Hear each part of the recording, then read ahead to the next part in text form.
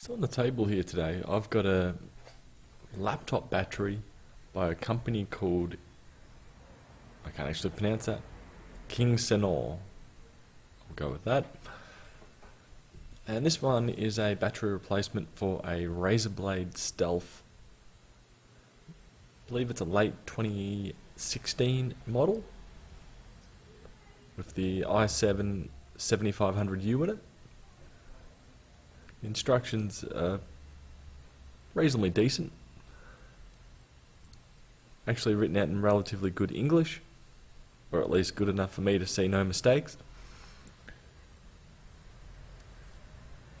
So the dilemma that I've had is my Razer Blade Stealth, the battery on it was absolutely poor, and I swapped it to a 1 year earlier battery, and Windows didn't have a clue about it. Turns out the battery capacity on the two was different. The voltage was slightly different by, I think one was 13.2 and the other one was, I think, 13.05. The battery itself looks perfectly fine. Makes me happy when a company is willing to put their name all over everything. I'm not sure if it's a repackaged or resold battery or if it's 100% new everything. I'd more imagine it to be just a resold battery, which I'm perfectly fine with that. But anyway, so what I'm going to do from here is just fast forward the video, and I will be going from here to loading up Windows, and then from there I will be running the battery report and see what kind of capacity this comes up as. The actual swap over itself is relatively straightforward. Using a T4, I believe, screwdriver, you can get the bottom cover off relatively easily.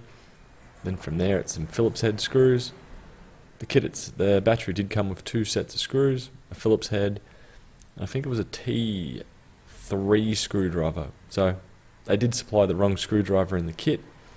Doesn't really matter, wasn't intending on using the screws.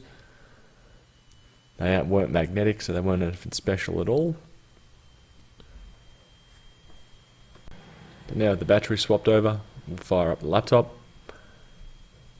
The battery itself has arrived with 56% on it.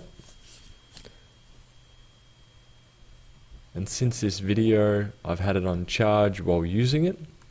It's now at 100%, and it's probably taken around about 2 hours to get there.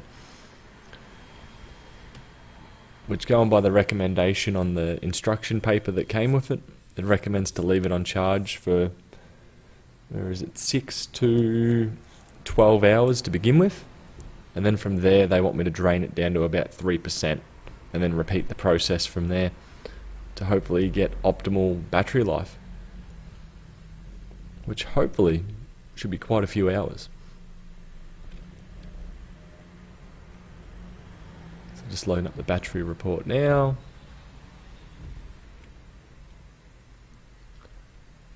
And it's looking pretty darn healthy.